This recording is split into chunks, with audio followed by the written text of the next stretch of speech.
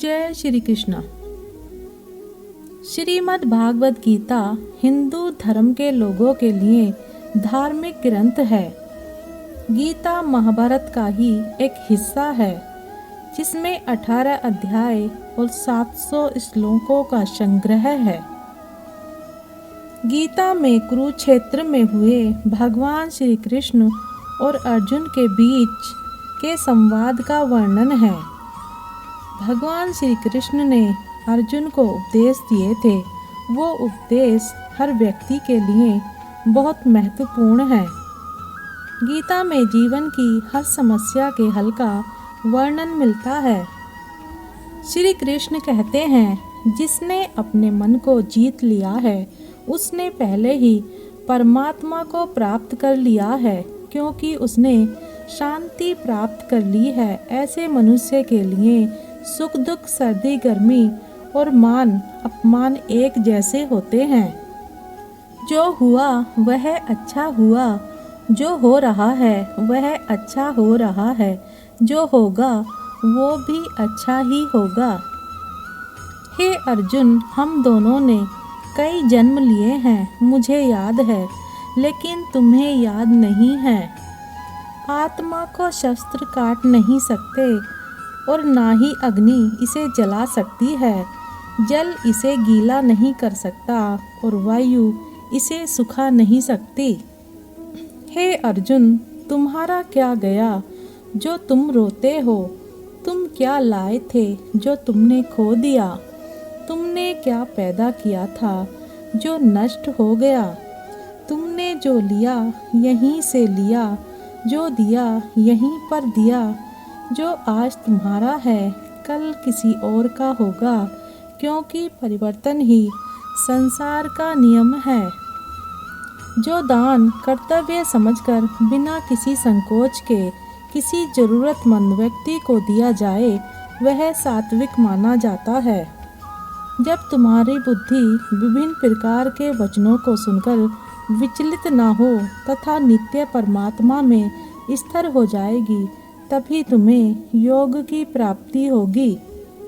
जन्म लेने वाले के लिए मृत्यु निश्चित है और मरने वाले का जन्म निश्चित है। इसलिए जो अटल है, अपरिहार्य है, उसके विषय में तुमको शोक नहीं करना चाहिए।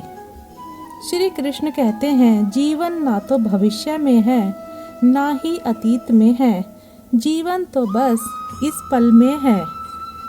ईश्वर, ब्राह्मणों, गुरु, माता पिता जैसे गुरुजनों की पूजा करना तथा पवित्रता, सरलता, ब्रह्मचर्य और अहिंसा ही शारीरिक तपस्या है। क्रोध से भ्रम पैदा होता है, भ्रम से बुद्धि व्यग्र होती है। जब बुद्धि व्यग्र होती है तब तर्क नष्ट होता है, तब व्यक्ति का पतन हो जाता है।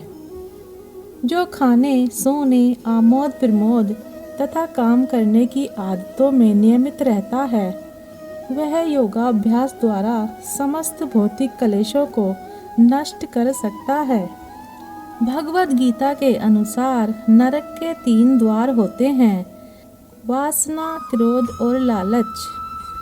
जो हुआ वह अच्छे के लिए हुआ है, जो हो रहा है वह भी अच्छे के लिए ही हो रहा है और जो होगा वह भी अच्छे के लिए ही होगा। श्री कृष्ण कहते हैं, भविष्य का दूसरा नाम संघर्ष होता है। मनुष्य का मन इंद्रियों के चक्रव्यूह के कारण भ्रमित रहता है। जो वासना, लालच, आलस्य जैसी बुरी आदतों से ग्रसित हो जाता है। इसलिए मनुष्य का अपने मन एवं आत्मा पर पूर्ण नियंत्रण होना चाहिए। श्री कृष्ण कहते हैं, मैं सभी प्राणियों को एक समान रूप से देखता हूँ। मेरे लिए ना कोई कम प्रिय है और ना ही ज़्यादा, लेकिन जो मनुष्य मेरी प्रेम पूर्वक आराधना करते हैं वो मेरे भीतर रहते हैं और मैं उनके जीवन में आता हूँ।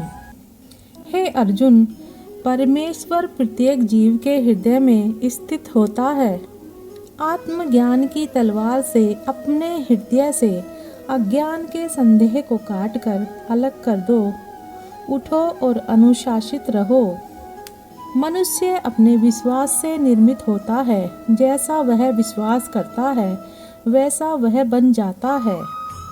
हे अर्जुन, जो बहुत खाता है या कम खाता है, जो ज़्यादा सोता है या कम सोता है, वह कभी भी योगी नहीं बन सकता।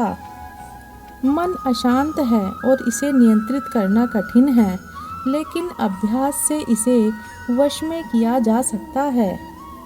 मनुष्य को अपने धर्म के अनुसार कर्म करना चाहिए। जैसे विद्यार्थी का धर्म विद्या प्राप्त करना होता है, सैनिक का धर्म देश की रक्षा करना होता है। जिस मानव का जो कर्तव्य है उसे वह कर्तव्य पूर्ण करना चाहिए। फल की अभिलाषा छोड़कर कर्म करने वाला पुरुष ही अपने जीवन को सफल बनाता है। श्री कृष्ण कहते हैं, जो मुझे सब जगह देखता है और सब कुछ मुझ में देखता है, उसके लिए ना तो मैं कभी अदृश्य होता हूँ और ना वह मेरे लिए अदृश्य होता है। मैं भूतकाल, वर्तमान और भविष्य काल के सभी जीवों को जानता हूँ, लेकिन वास्तविकता में मुझे कोई नहीं जानता। मैं हर जीव के हृदय में परमात्मा स्वरूप स्थित हूँ। जैसे ही कोई किसी देवता की पूजा करने की इच्छा करता है, मैं उसकी श्रद्धा को स्थिर करता हूँ, जिससे वह उसी विशेष देवता की भक्ति कर सके।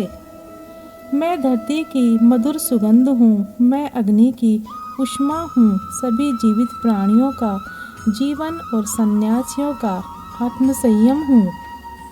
जो महापुरुष मन की सब इच्छाओं को त्याग देता है और अपने आप ही में प्रसन्न रहता है, उसको निश्चल बुद्धि कहते हैं।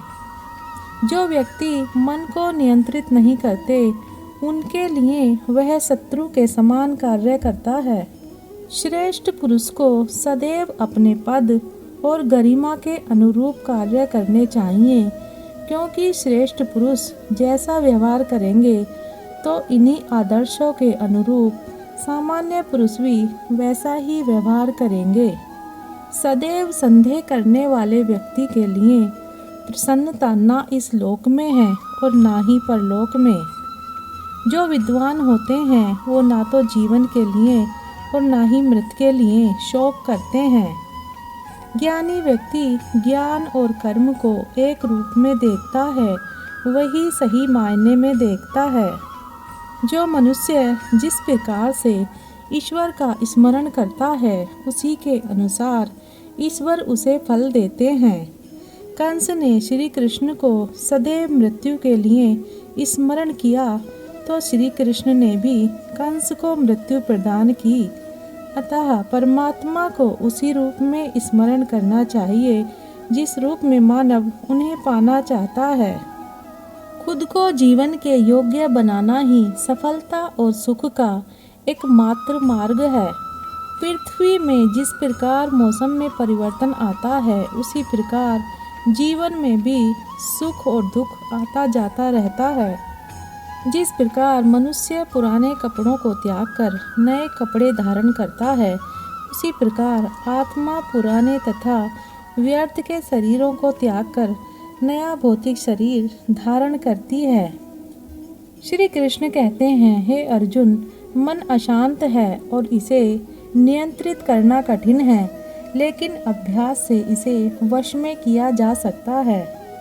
जो व्यक्ति कर्म को फल के लिए करता है, वास्तव में ना उसे फल मिलता है और ना ही वो कर्म करता है। फल की लालसा छोड़कर कर्म करने वाला पुरुष ही अपने जीवन को सफल बनाता है। बीते कल और आने वाले कल की चिंता नहीं करनी चाहिए, क्योंकि जो होना है वही होगा। जो होता है अच्छा ही होता है, इसलिए वर्तमान का आनंद लेना चाहिए। धरती पर जिस प्रकार मौसम में बदलाव आता है, उसी प्रकार जीवन में भी सुख दुख आता जाता रहता है। प्रबुद्ध व्यक्ति सिवाय ईश्वर के किसी और पर निर्भर नहीं रहता।